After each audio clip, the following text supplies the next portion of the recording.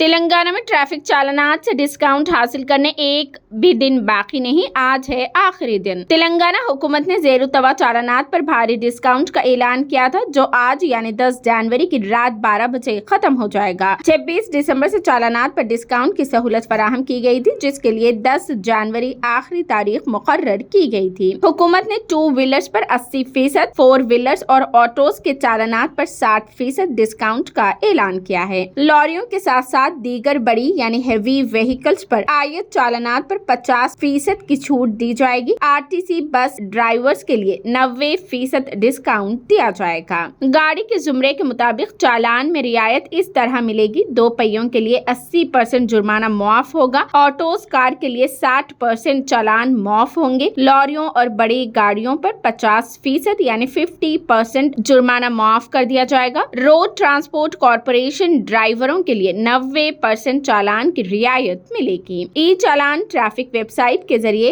इस 26 दिसंबर से 10 जनवरी 2024 यानी आज आखिरी दिन चालानात पर डिस्काउंट का मौका रहेगा।